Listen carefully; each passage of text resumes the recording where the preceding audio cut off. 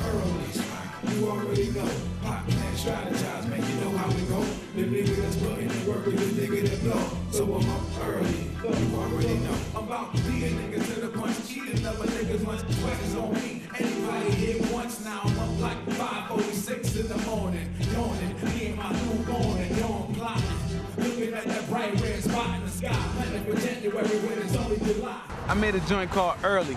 Early to me, that means speaking in the terms of the people and in the language of the people. The language that the people can understand, that's translated, you know what I'm saying? Plain proletarian. And what a proletarian is the street people. It's us, is what it is. We are the proletarian, you know what I'm saying? People got nothing to lose but our change. So that's what proletarian English is. And so when I say early, I'm up on it, you know what I'm saying? That means we up on what we dealing with, you know what I mean? Early. It means I done ingested it, it's part of me, and realistically, that's how I get down. So I started making this album, and I knew I wanted to work with certain people, in particular, this brother named Styles P, because I saw he made certain statements that I thought, man, rappers wasn't doing. I thought he's courageous. I thought he was courageous for making songs like I'm Black. I thought he was courageous for making songs that gave some sort of social commentary. That's what Tupac would do. You know what I mean? That's some shit Tupac would do. And so I think with rappers like that, we gotta, one, reward each other by letting each other know when we doing that. Other than that, then what are we doing the work for? So I approached him with a song. Originally, it was called Till We Get There.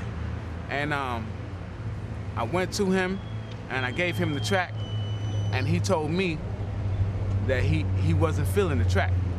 And he felt like the track was not hard enough. And I said, oh, that's what he wanna do? Oh, okay, well, I got it for him. And I went to Aguilar's crib, I smoked about two blunts of that piff, and next thing you know, we came up with the track that was real concrete, real street heavy, you know what I'm saying? Real pavement tops heavy, you know what I mean? Hard body. And my comrade was loving it, you know what I'm saying? He loved it. So it made me say, you know, let's do this joint together. And I immediately wrote the hook, and it's called Comrade's Call. I want to make it real easy for him to express how I think we both kind of politically popping some similar shit. I think because of his affiliation to Jadakiss and D Block, people don't often consider that this brother has the capacity to do something that's not only street level, but that say something about where he stand politically, you know what I mean? And that's what Comrade Call is, you know what I mean? True way through it, because just like the Lumia campaign, when the white left and white people walk away from the campaign, they do as historical relationships have, and take the resources with them, move out of the room, and leave us empty-handed. And we say we need the right to be self-determined, and that's what role we have. Till we get there. I'm happy, I'm ecstatic about it. You know what I mean? My daughter, Chialisa, is my world.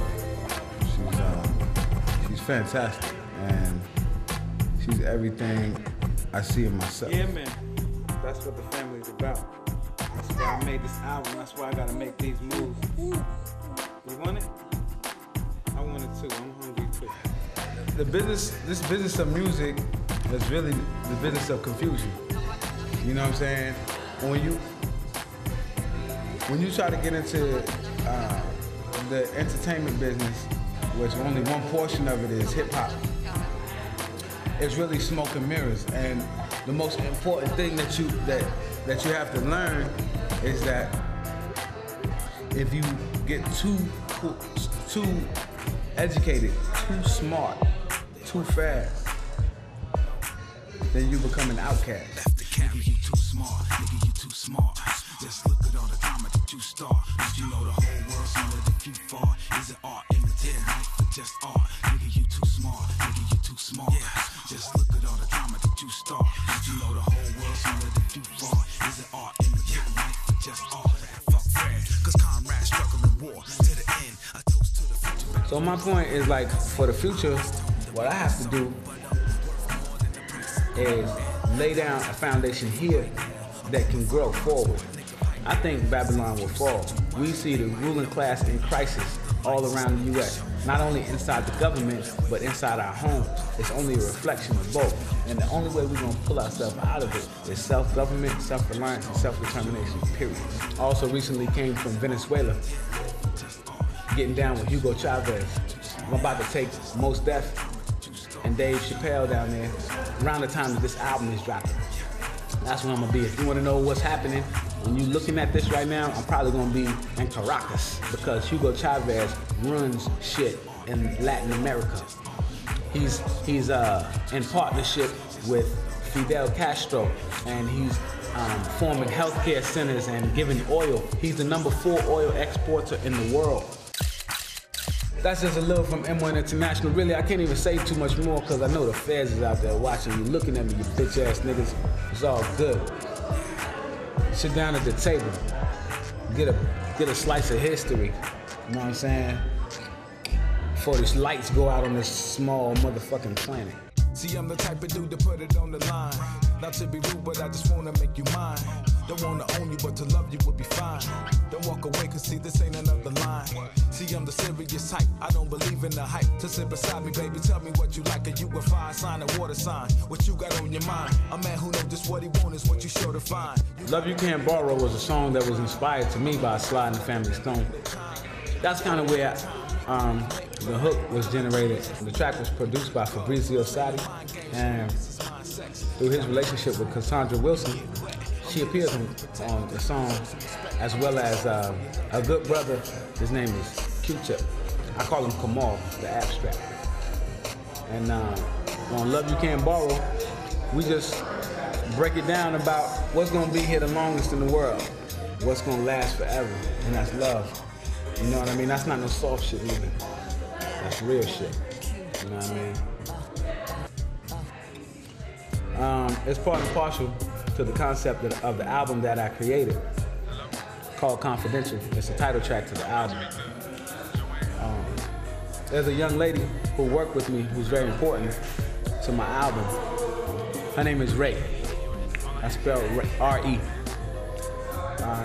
She's an artist of the future. She has a fantastic voice, similar in many ways to a lot of the old school. I can't even begin to name voices that she sounds like because she knows, she has done her research. But she's the one who sings with me on this song called Confidential. If you listen from far away, the song sounds just like some sort of flirty, Marvin Gaye-ish, old school G shit. But if you listen closely, it's addressing what's really going on between us and the government that invades our home and taps our phone, that pits one revolutionary organization against another, one street nation against another, one gang, quote unquote, against another, and does so unscrupulously, you know what I'm saying? It does so without a second thought. So Confidential is the idea or thought that these motherfuckers ain't just looking at M-1. Don't look at me and think, oh, he says such radical shit that they have to keep my phone tapped. Homie, your phone is tapped too. Your phone is tapped too. Believe that. We all are potential threats. We all are part and parcel and can be the key to unlocking the problems of our world, of this world that we live in today. We all can get ourselves off crack. We all can have economic development in our community. We all can be a part of the solution, not the problem. You feel me? So the government wants unity. The government wants unity. That's what it's about. That's what Confidential is about. Because everybody want to be free. Just keep it to yourself. If you ain't heard it from me. Confidential. So before they start locking up folks for rocking the boat, it was me knocking the vote. It was me on the block with the smoke, and I ain't talking about drugs.